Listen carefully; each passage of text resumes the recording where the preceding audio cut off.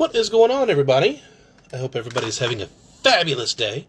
Alright, so earlier this afternoon, I was speaking with Jim Coleman, and we were trying to get everything situated as far as Instagram goes. This is his first Instagram Live. So, we're going to get this working. Hopefully we'll have less hiccups doing this now than we did earlier this afternoon. So let me send him a link real quick to join us live. You guys doing all right? Everybody having a good day?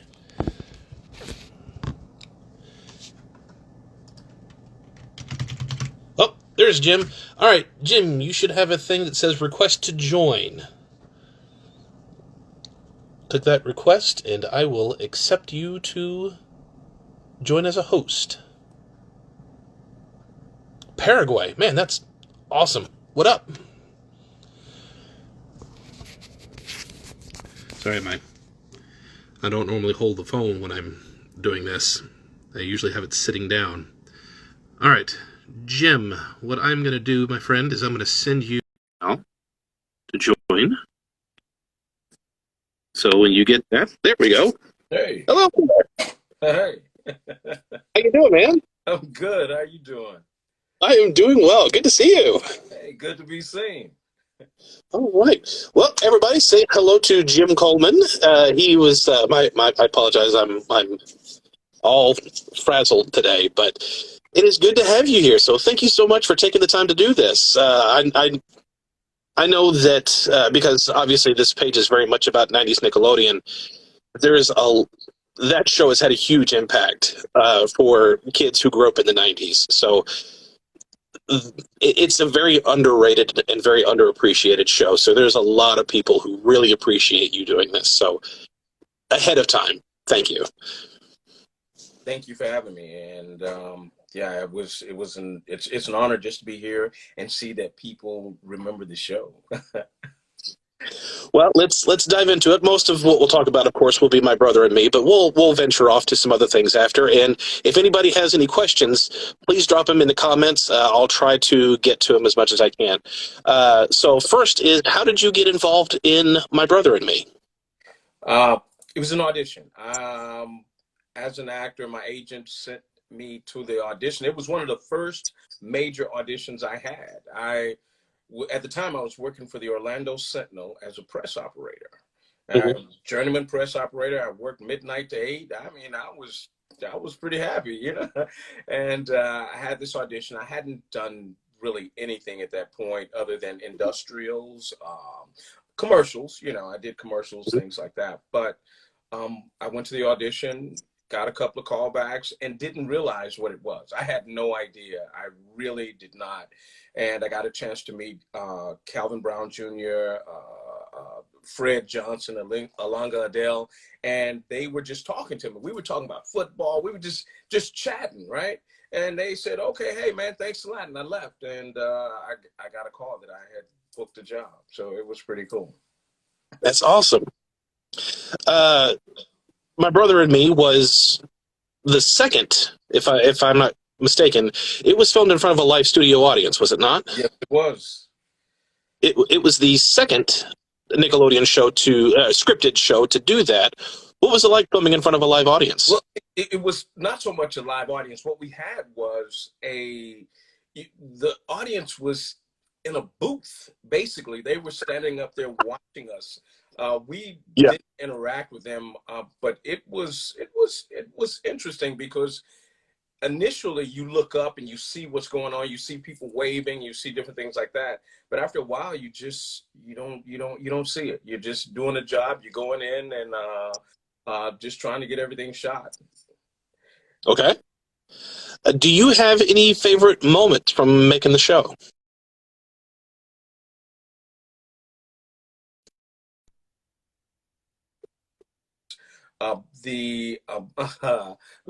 There was one episode with the washing machine, and there was so much soap and bubbles, and watching the kids slip and slide, Alfie and Goo, and they sliding around in the soap. It was hilarious. That was just to watch all this soap, these bubbles and everything. It was pretty funny. Yeah, I remember that. That was pretty funny.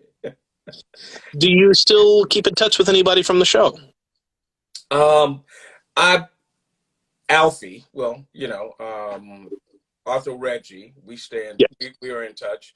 I'm friends, you know how it is, you're friends on Facebook and Yeah. Instagram. Yeah. I saw what's the name? Amanda Seals years ago we were both in New York. Sorry, at the Really? airport, we got a chance to chat. What's his name? Jimmy Lee. Yeah. Yes. I follow him and his son on Instagram. Little dude with attitude. So yeah, I try and stay in touch with everybody I can. Ralph Woolfolk, who was Dee Dee, just Mhm. so proud of all the things that these guys are doing. That they've Mhm. become great young men, and they're working hard to be great fathers and maintain, and they're really doing a great job. It's just great to see how they have grown and become great guys. Oh, that's awesome. Let's see. Where was I at going through my notes here? Because we had tons of questions. Um, there were several times on the show whenever your character would start to go into a story, but just before the story, they'd play the kids' inner thoughts. Did they play their thoughts through a speaker on set, or did they just pause and then move on?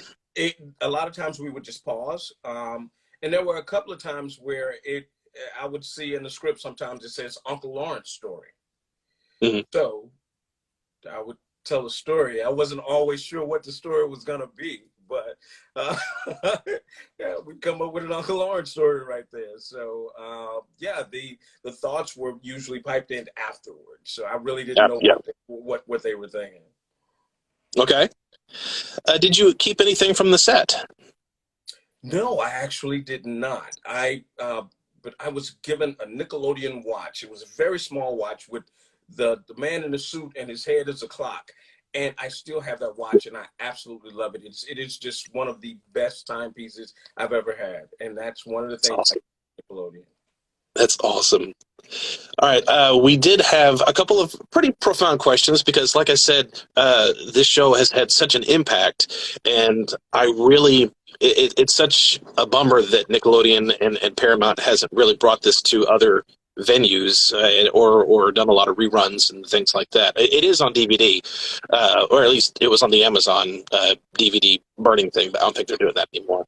But still, the fact that this show only had one season and so many people still remember most of the show, it is a testament to how good and how impactful it was. So we had some pretty impactful questions. Okay. One of them was, it was the first show on Nickelodeon to have a predominantly black cast showing different examples of black excellence. How did it feel to be a part of that?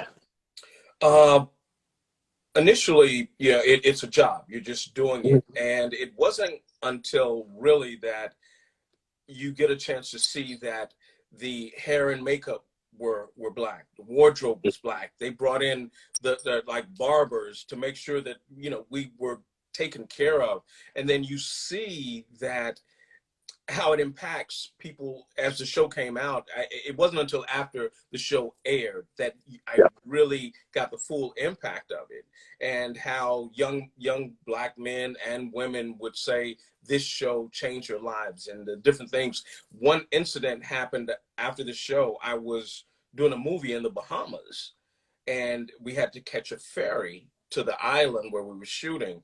And when the boat pulled up, it was students that had been on a field trip. These Bahamian students. They got off, they saw me, and they just were like, "It's the dad! It's dad! It's Roger Parker!" I mean, they were just going and I took, I signed the book bags and everything. I was signing everything as we were on the ferry. The director who had cast me in the movie said, "Who are you?" He had But no don't you idea. know me? But yeah, the impact and the fact that it was nominated for an NAACP award, all those things make a difference. And to this day, there are still people. I met a young man a few years ago who said he joined a fraternity because of what he saw on that show. Oh, that's awesome. Yeah. I love it. Uh, and I had another one was, after my brother and me, there were more successful venues, or I should say, more successful TV shows that had predominantly black cast. The first season of all of that had a lot of black cast, and especially Keenan and Kel. Do you think my brother and me helped pave the way for those shows? Oh, truly, I think it does. I think it really did. And during that time, I got a chance to, meet Keenan and Kale and laugh and see how those guys were really talented, really, really talented. Kale spent time with the family and hung out with my kids and different things like that. But I do feel that Nickelodeon realized that they had touched a, a portion of the audience that they hadn't touched before with my brother and me, and they made a point to continue to move forward with that type of thing, because I think we had Kendall Gill on the show, we had we had different people on the show, and I think it really made a difference, and they saw how it impacted the audience. So yeah, I think we did pave the way for that. And we had somebody in the comment section ask just a bit ago, how did my brother and me, how was it separate from Family Matters? You know what, and that's funny. It was separate because one was network and one was cable.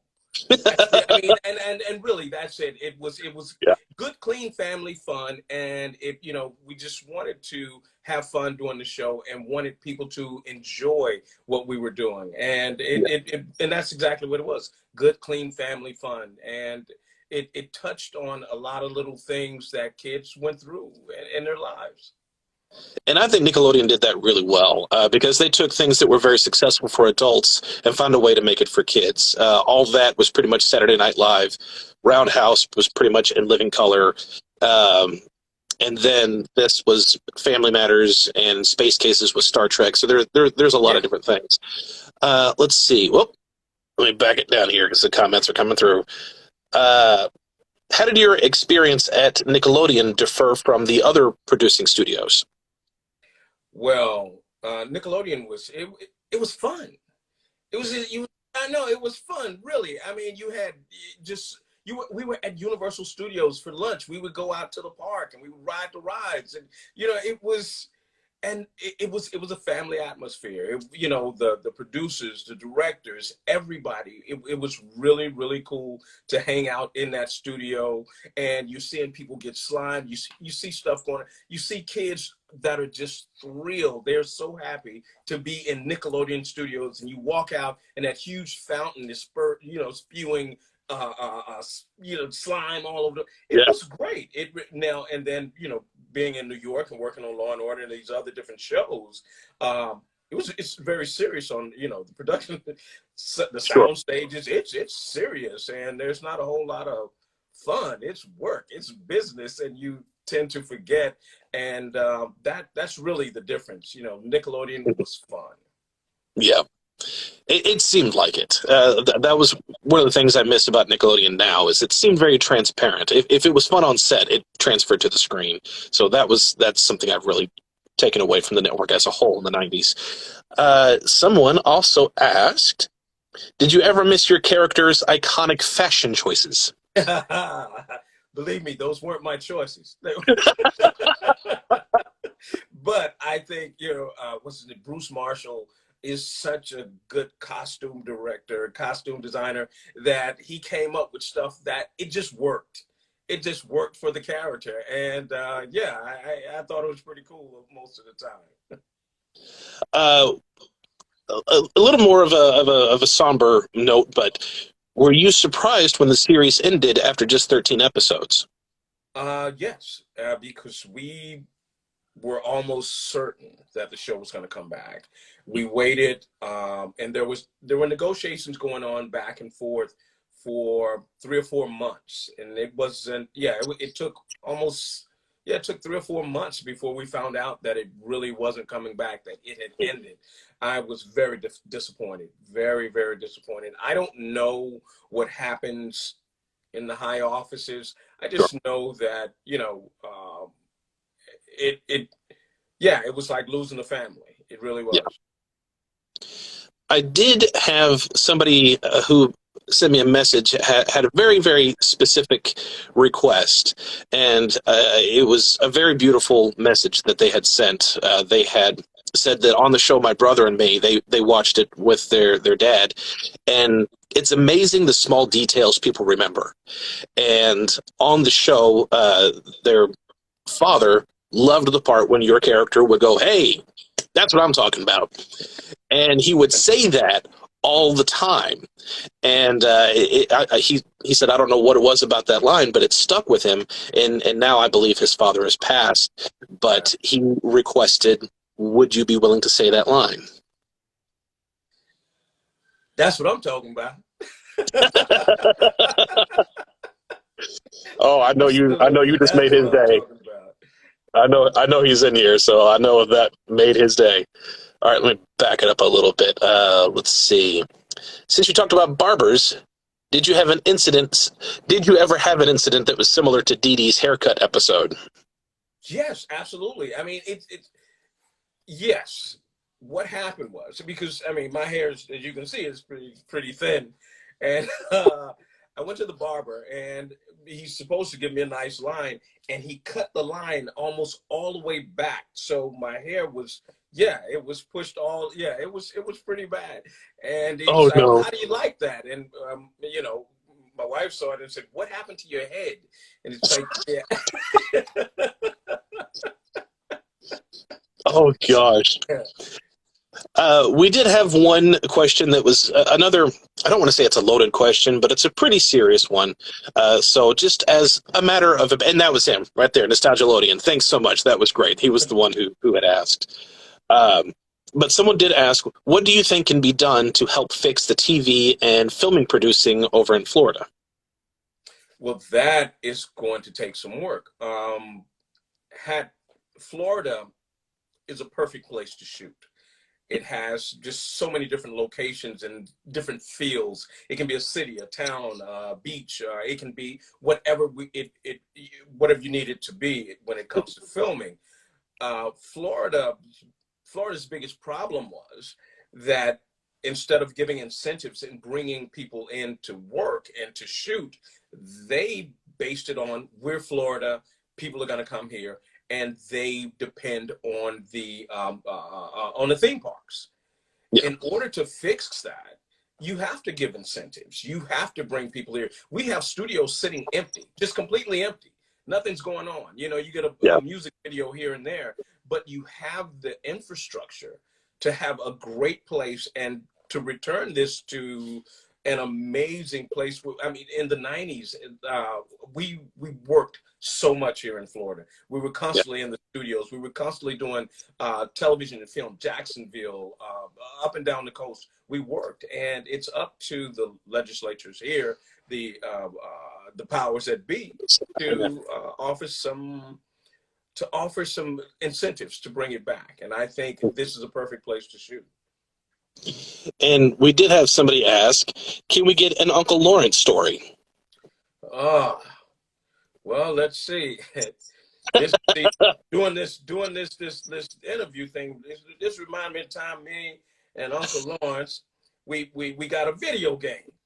Now it was Atari or something like that, and we didn't know how to work it. We plugged it in, and we were just looking at it, and nothing would happen. Nothing would happen. Come to find out, your pawpaw he didn't buy no remote. He didn't buy the controller. So we just sat there looking at it, and that was it. So we didn't know how it worked. That's awesome. I love it. And going through your filmography, because I always want to make sure that I don't miss anything. But you had a small role in Red Dead Redemption 2, is that right? Red Dead Redemption 2, yeah, I was Thomas. I'm the shrimp boat captain, and I send the characters out on missions. I send them out. Mhm. I was on the boat when the guy gets eaten by the alligator, and I do the missions, which was really cool to do that. Yeah. Yeah, I was that your first voice acting role? No, I've done quite a bit of voiceover stuff. Also, there was another video game that I was in where I was the voice of one of I can't think of the name of it right now, but yeah, I've done quite a bit of voiceovers. EA Sports, I'm the coach, I'm the mentor in Street Ball. I mean, just yeah, I did a lot of voice. What is how different is it from doing voiceover work for a video game over, say, a commercial? It's completely different because with a video game, you're acting. You are running through the studio. You are doing. I mean, it is. You are full on motion capture. So you're Mhm. climbing up ladders. You know, it's like this is a boat. You don't see any of this, but you're climbing up on things. You're jumping off of things, and you're actually doing the movements for that character. And they have you think about things. It's where they have your character. They go, now move the other way. Now move. And it's like, what's happening? They said, just in case somebody's playing the game and they start shooting at you. And it was like, Yep. but why would they be shooting at me? He goes, people do things in video games, and we have to make it as realistic as possible. Yeah. So motion capture is really, really intense, and it's a lot different from voiceover acting. Just voice acting, you walk into the studio, you go into the sound booth, you read it over and over. I mean, you know, put a smile in your voice, do that. Okay, that's great. But the worst for me, I did a few books. Tedious.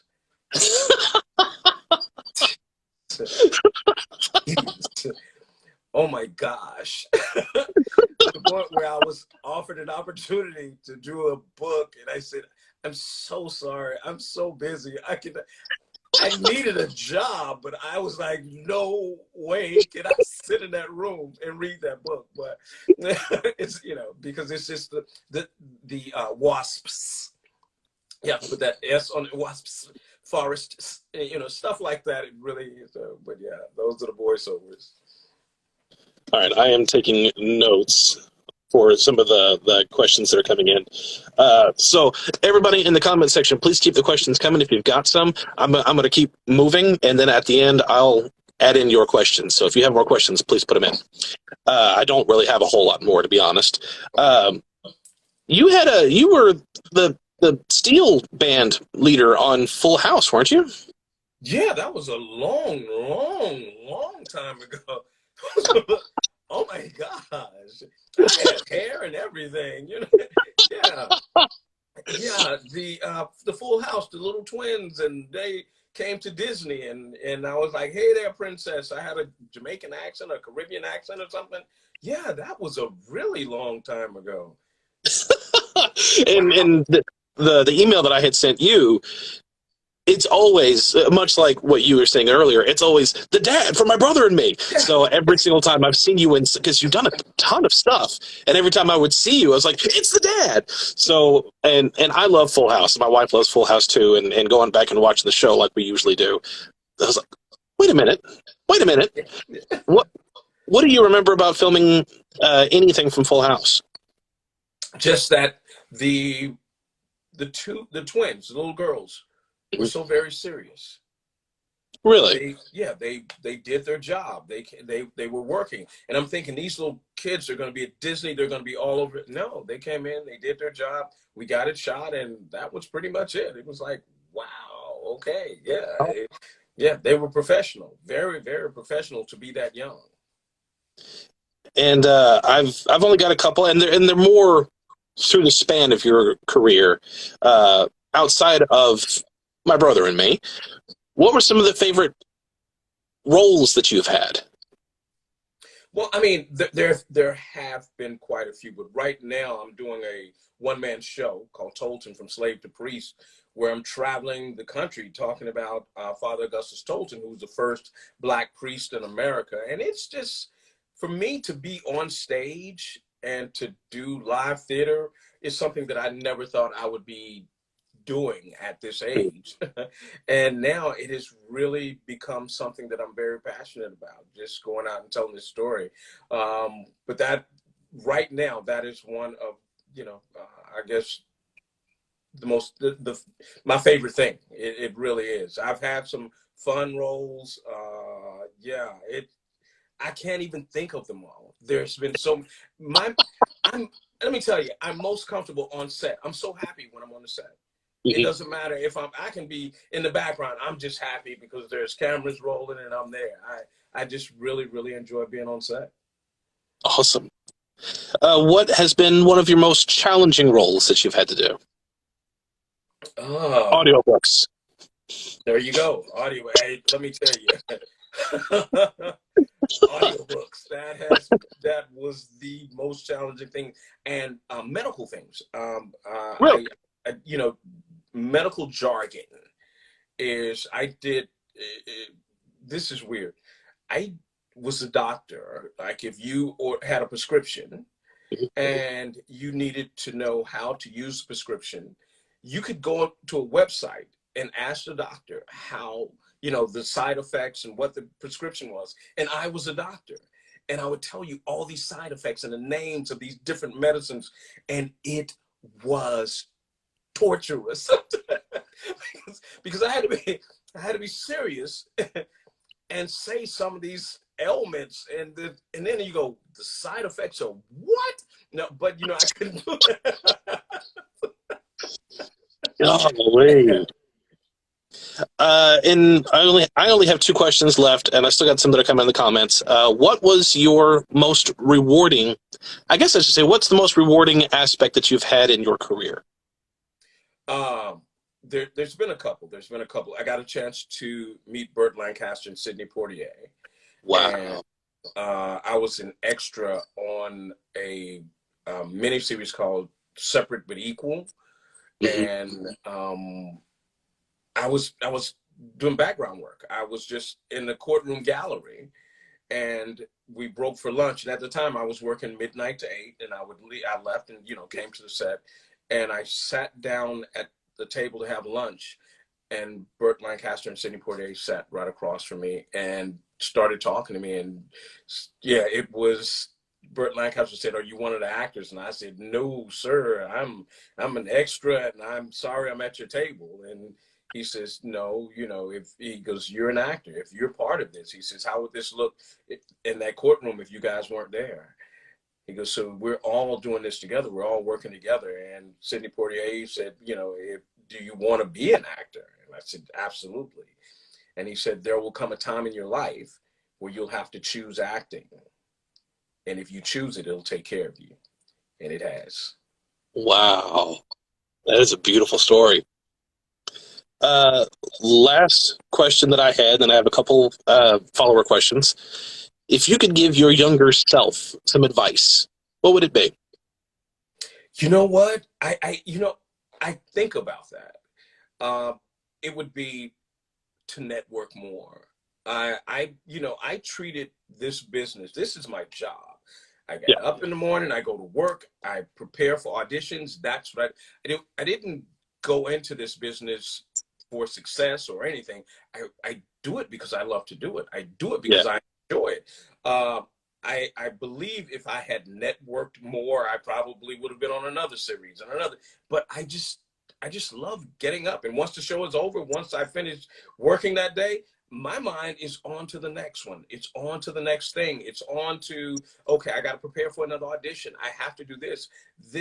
I guess I would tell my younger self, you need to network more, and it would probably be more beneficial. But I don't regret. I have no regrets uh, from what I've done in the business and where I am in the business. I have no regrets at all. Oh, that's awesome. All right, couple of fan questions or follower questions, I should say. We just had one say, "Weren't you in Instinct with Anthony Hopkins and American Gangster with Denzel?" Yes, yes. And Denzel came on the set briefly, spoke to everybody. He was really nice. But working with Anthony Hopkins was truly a unique experience where I got a chance to talk to him.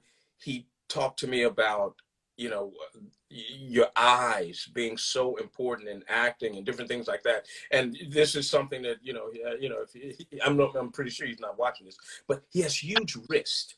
His wrists are really, really big. And I had to put handcuffs, take handcuffs off. And I Yes. and I was trying to take the handcuffs off, and I snatched it off, and it scratched his wrist. And he goes, and he tensed up and looked at me. That was the most frightening thing. I thought Hannibal Lecter was about to take me out.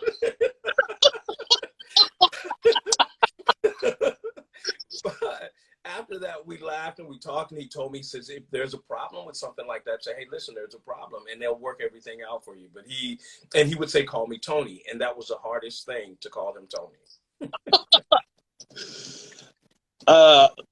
So I have a few people who asked a couple more my brother and me questions. Did you? And I know I asked earlier if you had any favorite moments, but do you have any fun behind the scenes moments that we don't know about? Like I said, the fun behind the scenes moments were the times that we would leave the set and go ride rides. I mean, literally for lunch, it's a roller coaster, and it's like it was just so exciting to go out into the to the park. And because we were, you know, cast members, basically, we got a chance to go to the front of the line, and we would just ride as many as you could, and then you go back on the show. And yeah, that was it. That was really a fun thing, you know. That's awesome. And okay, I got another thing behind the scenes. Yes. Arthur Reggie, his mom, Lenora, she made everybody hats, right? Like my brother and me hats with their characters on, and they were blinged out. They were awesome. They were so awesome. Oh, that's awesome. You still have it somewhere? I don't. I wish I could find it, but it was man. was bedazzled to death, man. It was sweet. Yeah. Oh, man. So sticking with Nickelodeon before we move on to some of the other questions they had, was Nickelodeon liked to take casts from their shows and put them in different events. Was there ever any event that the cast of My Brother and Me got to be a part of? Never. Not as I know of. Yeah. That's a shame. So going back to your video game roots, I guess we could say, did you ever play any of the games that you were in?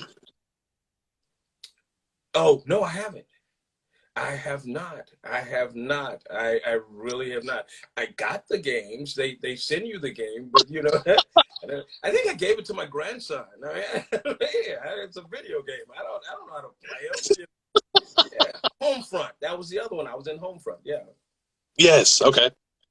Going back to one of the other TV shows, what was it like being on the set of Law and Order? Was everybody serious all the time? Law and Order was really good. One of the people that was just amazing was saying Jerry Erbach. Mm-hmm. He would I think so. Yeah. He would sing, and he had a great jazzy voice. Yeah. Yeah. I think I heard that somewhere. Yeah, he would, you're waiting for and he would just start singing, and it would be like, wow, who's that singing? He was over there singing. With which one? SVU? No, I guess Law and Order. I mean, Criminal Intent. It was pretty serious on there. It was pretty. That was pretty intense. But they're not all serious. Once they have a break, everybody just kind of separate. You know, they go their own way, and that's it. Okay. We did have somebody ask, tell us about your start at FDR. Franklin Delano Roosevelt High School, Dallas, Texas. Mustang, home of the Mustangs. Yes. My drama teacher, Miss Reynolds, Sherry Reynolds, her name is Sherry Mullins now.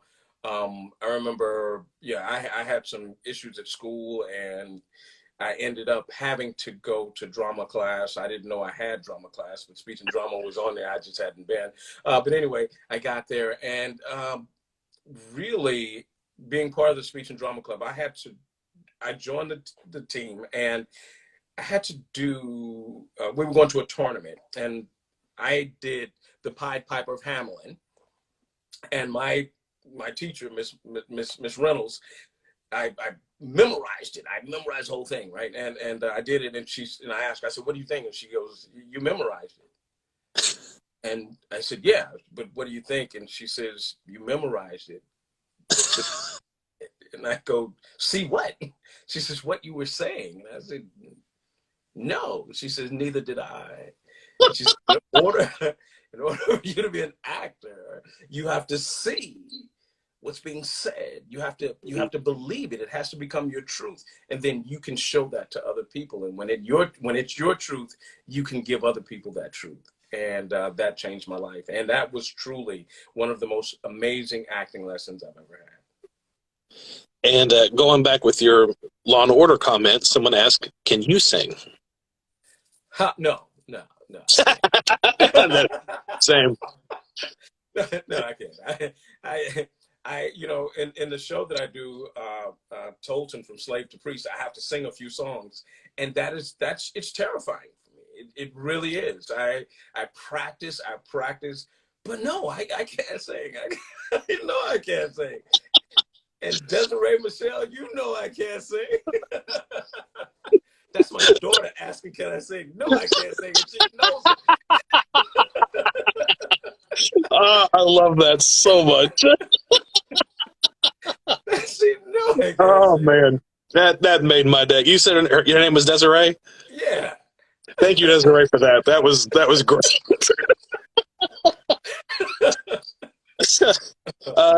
Last question, and it's another one of these.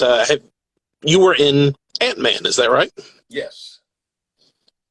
Anything about filming Ant-Man? Yeah, I didn't know. I didn't know what Ant-Man was. My agent called me and said, "Jim, you're an Ant-Man," and I didn't know what Ant-Man was. I had no idea. And once I found out, I go to shoot it. I didn't know Michael Douglas was in it. I didn't know. And it's just like, okay, I'm working this day. I'm going over here. I shoot, and I'm in the booth. They're getting everything set up, and they're getting the actor ready to drive the car. And he drives up, and they go, "Okay, okay, Mr. Douglas is gonna drive up, and this is what's gonna happen," you know. And I look, and it's Michael Douglas, and I'm like, "Wow, okay," you know. So after they said, "Okay, we're gonna do the lights," we finish, and I walk out. And he goes, "Hey, I'm Michael. Nice to meet you." And I was taken aback because I'm like, "Listen, man, come on. I know who you are, right?"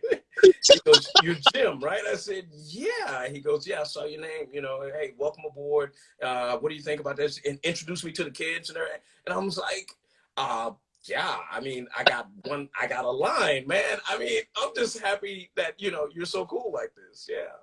Oh, that's awesome. All right, I think that's gonna wrap it up for this. Again, thank you so much. This was a real blessing to get the chance to talk with you and pick your brain about some of the highlights, and hopefully sometime we'll get to do something like this again. Sounds good. It was a pleasure. Thanks, Alex. I really, really appreciate it. Thank you, and thank you to all of you who submitted questions, all of you in the comments. Your support keeps these things going. So thank you to all of you. Again, thank you, Jim, and all of you have a wonderful evening. All right. Thanks. Thank you, Jim. See you guys later.